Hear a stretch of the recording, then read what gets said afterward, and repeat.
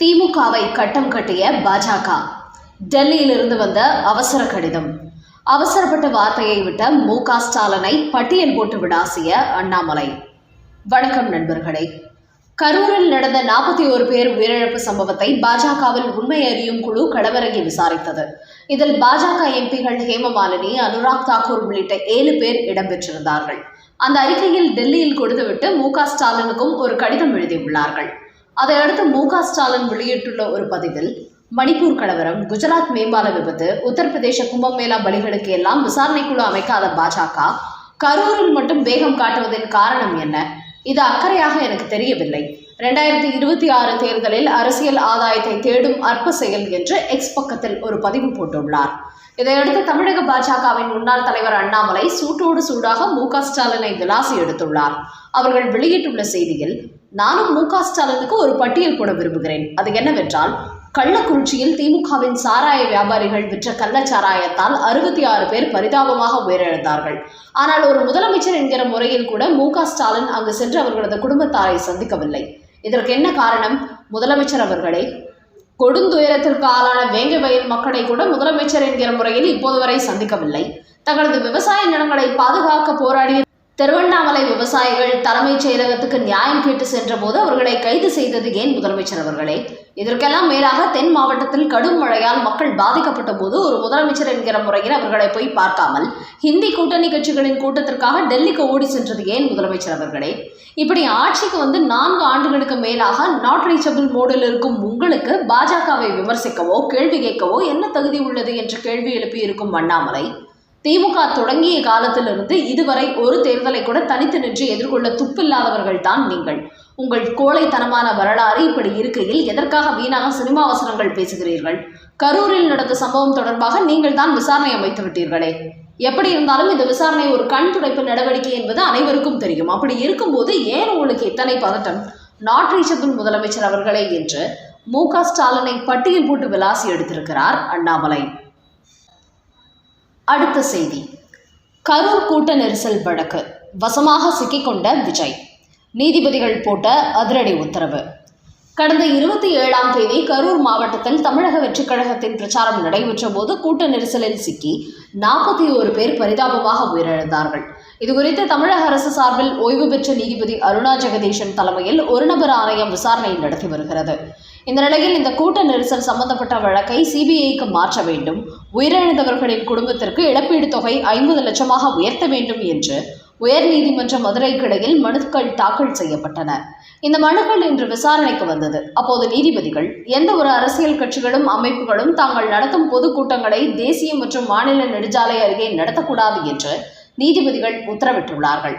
அது மட்டுமின்றி அனைத்து அரசியல் கட்சிகள் அமைப்புகளின் பொதுக்கூட்டங்களின் போது அங்கு வரும் மக்களுக்கு குடிநீர் வசதி மற்றும் மருத்துவம், ஆம்புலன்ஸ் வசதியோடு கழிப்பறை செல்வதற்கு வழிகள் செய்து கொடுக்கப்பட வேண்டும் என்று உத்தரவிட்ட நீதிபதிகள் கரூர் கூட்ட நெரிசல் வழக்கை சிபிஐக்கு மாற்றக் கோரிய மனுக்களை தள்ளுபடி செய்து உத்தரவிட்டார்.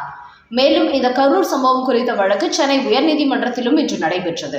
அந்த மனுக்களை விசாரித்த நீதிபதிகள், தமிழக வெற்றிக் கழகத்தினர் 5 லட்சம் அளவுக்கு பொது சொத்துக்களை சேதப்படுத்தி இருப்பதாக காவல்துறையினர் கூறிய போது அதற்கான இழப்பீட்டை சம்பந்தப்பட்ட கட்சியிடமிருந்து வசூலிக்குமாறு கூறியவர்கள், நாமக்கல்லில் பிரச்சாரத்தின் போது தனியார் மருத்துவமனையை சேதப்படுத்திய வழக்கில் கைது செய்யப்பட்டிருக்கும் தமிழக வெற்றிக் கழக மாவட்ட செயலாளர் சதீஷ்குமார் மீதான முன்ஜாமீன் மனுவை தள்ளுபடி செய்து உத்தரவிட்டார். அதோடு ஒரு கட்சி தலைவருக்கு கட்சியினரை கட்டுப்படுத்த தெரியாதா என்றும் தமிழக வெற்றிக் கழக தலைவர் விஜயை நோக்கி நீதிபதி சராமரியாக கேள்வி எழுப்பியிருக்கிறார். அதோடு இந்த 41 பேர் உயிரிழந்த சம்பவம் குறித்து ஐஜி அஸ்ரா கார்க் தலைமையில் சிறப்பு குழு அமைத்து விசாரணை நடத்த வேண்டும் என்று சென்னை உயர்நீதிமன்ற நீதிபதி செந்தில்குமார் உத்தரவிட்டுள்ளார். அவர் மேலும் கூறும்போது, சட்டத்துக்கு முன்பு அனைவரும் சமம், அரசு அமைதியாக இருக்கக்கூடாது. எந்த மாதிரியான கட்சி இது? தலைமை தாங்கியவருக்கு தலைமை பண்பு என்பதே இல்லை என்பது இதன் மூலம் உறுதியாகி இருக்கிறது. குறிப்பாக சம்பந்தப்பட்ட கட்சி தலைவர் விஜய் சம்பவ இடத்திலிருந்து வெளியேறி சென்று விட்டார். இதற்கு அவர் வருத்தம் கூட தெரிவிக்கவில்லை. இத்தகைய நடவடிக்கை கண்டனத்துக்குரியது. இதுதான் அவரது மனநிலையை காட்டுகிறது. இப்படிப்பட்ட ஒரு அரசியல் கட்சி தலைவர் விஜய் மீது தமிழக அரசு கருணை காட்டுவது ஏன் என்றும் நீதிபதி கேள்வி எழுப்பியுள்ளார். அது மட்டுமின்றி மனிதர்களால் மிக பெரும் பேரழிவு ஏற்பட்டிருக்கிறது. இந்த சூழலில் தன்னுடைய பொறுப்புகளை கைவிட்டு நீதிமன்றம் கண்களை மூடிக்கொண்டிருக்க முடியாது. கூட்ட நெரிசல் என்பது கட்சியின் தொண்டர்களால் அவர்களின் நடத்தையால் ஏற்பட்டிருக்கிறது. கட்சி தலைவர் பொறுப்பின்றி நடந்து கொண்டுள்ளார். இந்த சம்பவத்தை நாடே பார்த்து கொண்டிருக்கிறது.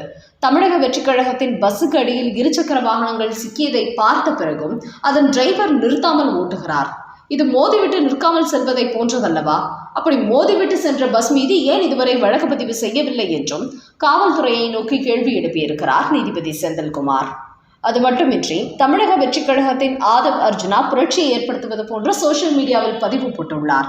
இதன் பின்னணியை விசாரித்து அவர் மீது கடுமையாக நடவடிக்கை எடுங்கள். இதுபோன்ற பொறுப்பற்ற பதிவுகளை காவல்துறை கண்காணித்து வழக்கு பதிவு செய்ய வேண்டும். ஒரு சிறிய வார்த்தை கூட பெரிய பிரச்சனைகளை உருவாக்கிவிடும். அதனால் நீதிமன்றத்தின் உத்தரவுக்கு காத்திருக்காமல் ஆதவ் அர்ஜுனா மீது வழக்கு பதிவு செய்யுங்கள் என்றும் நீதிபதி உத்தரவு போட்டுள்ளார். மேலும் இதுகுறித்து விசாரிக்க ஐஜி அஸ்ராகார் தலைமையில் சிறப்பு குழுவை சென்னை உயர்நீதிமன்றம் அமைத்துள்ளது. அதன் காரணமாக அடுத்தடுத்து நடிகர் விஜய் உள்ளிட்ட அக்கட்சியின் நிர்வாகிகள் பலரும் குற்றவாளி கூண்டில் ஏற்றப்பட்டு விசாரிக்கப்படுவார்கள் என்பதும் தெரியவந்துள்ளது. விஜய் கட்சியை அலறவிடப் போகும் ஐஜி அஸ்ராகார் அடுத்து எடுக்க போகும் நடவடிக்கை என்ன? பரபரக்கும் தமிழக வெற்றிக் கழகம். தமிழக அரசு சார்பில் கரூர் சம்பவத்தை விசாரிக்க ஒரு நபர் ஆணையம் அமைத்த போதும் அதை சென்னை உயர்நீதிமன்றம் பெரிதாக எடுத்துக்கொள்ளாமல் வடக்கு மண்டல ஐஜி அஸ்ராகார் தலைமையில் சிறப்பு புலனாய்வு குழுவை அமைத்திருக்கிறது. அதோடு கரூர் மாவட்ட எஸ்பி அந்த வழக்கு சம்பந்தப்பட்ட அனைத்து ஆவணங்களையும் உடனடியாக அவரிடத்தில் ஒப்படைக்குமாறு உத்தரவு போட்டுள்ளார். இந்த ஐஜி அஸ்ராகார் 2004ஆம் ஆண்டில் வேலூர் திருப்பத்தூரில் உதவி சூப்பரண்டாக இருந்தவர். 2008 திருநெல்வேலி எஸ்பியாக பணியாற்றியவர். அப்போது கந்து வெட்டிக்காரர்களை சிறப்பு படை அமைத்து அதிரடியாக ஒழித்திருக்கிறார். தேர்தல் பணப்பட்டுவாடாக்களை தடுத்து நிறுத்தியுள்ளார். அதற்கு இந்திய தேர்தல் ஆணையமே அவரை பாராட்டியுள்ளது. தலித் மக்களை கோவிலுக்குள் செல்வதற்கு நடவடிக்கை எடுத்து பாராட்டு பெற்றுள்ளார். இப்படி பலதரப்பட்ட தீராத பிரச்சனைகளை எல்லாம் இவர் தீர்த்து வைத்திருக்கிறார். இந்த நிலையில் தான் தற்போது கரூர் சம்பவம் குறித்த விசாரணையை கையில் எடுத்திருக்கும் அஸ்ராகார் தமிழக வெற்றிக் கழக தலைவர் விஜய் தொடங்கி அனைத்து நிர்வாகிகளையும் அழைத்து விசாரணை நடத்துவதற்கு களமிறங்கிவிட்டார். அதன் காரணமாகவே இந்த 41 பேர் உயிர் பலி விவகாரத்தில் தமிழக வெற்றிக் கழகத்தில் இருந்து யாரும் தப்பிக்க முடியாது என்பது தெரிய வந்துள்ளது. அவர்கள் அனைவரிடத்திலும் அடுத்தடுத்து விசாரணை நடத்தி நீதிமன்ற கூண்டில் ஏற்றுவார் என்றும் தெரிய வந்துள்ளது. குறிப்பாக இதிலிருந்து நடிகர் விஜய் கண்டிப்பாக தப்பிக்க முடியாது என்று கூறுகிறார்கள். திமுகவை பொறுத்தவரை அரசியல் ஆதாயத்திற்காக விஜய் மீது கை வைத்தால் இன்னும் வேகமாக வளர்வார் என்று அவரை கண்டுகொள்ளாமல் இருக்கிறார்கள். ஆனால் இப்போது நீதிமன்றம் களமிறங்கி ஐஜி அஸ்ராகார்கேவை களத்தில் இறக்கிவிட்டதால் கண்டிப்பாக கூடிய சீக்கிரமே விஜய் விசாரணை வளையத்துக்குள் கொண்டு வரப்படுவார் என்பது தெரிய வந்துள்ளது. அமுதா ஐஏஎஸ்ஐ அலறவிட்ட எடப்பாடி பழனிசாமி. கரூர் சம்பவ விவகாரத்தில் தமிழக முதலமைச்சர் மு.க.ஸ்டாலின் கருத்து சொல்லலாம், அமைச்சர்கள் சொல்லலாம். ஆனால் அதையெல்லாம் மீறி அமுதா ஐஏஎஸ் வீடியோ வெளியிட்டிருந்தது கடுமையான விமர்சனங்களை ஏற்படுத்தியிருக்கிறது. இதற்கு எதிர்ப்பு தெரிவித்து எடப்பாடி பழனிசாமி ஒரு தகவல் வெளியிட்டுள்ளார். அவர் கூறுகையில், தமிழக அரசு தரப்பில் வருவாய் செயலாளர் அமுதா ஐஏஎஸ் ஒரு விளக்கம் கொடுத்திருந்தார். அதில் தாவகாவினர் கொடுத்த கோரிக்கை மனுவில் 10,000 பேர் வருவார்கள் என்று கூறினார்கள். ஆனால் நாங்களோ கூடுதலாக மக்கள் வரலாம் என்று வேலுச்சாமிபுரத்தை ஒதுக்கி 50 பேருக்கு ஒரு போலீஸ் என்ற விகிதத்தில் அனுமதி கொடுத்திருந்தோம். அதோடு இந்த கூட்டத்தில் போலீசார் தடியடி நடத்தி தாக்கவில்லை. அப்போது மின்சாரமும் துண்டிக்கப்படவில்லை என்று அமுதா ஐஏஎஸ் கூறியிருந்தார்.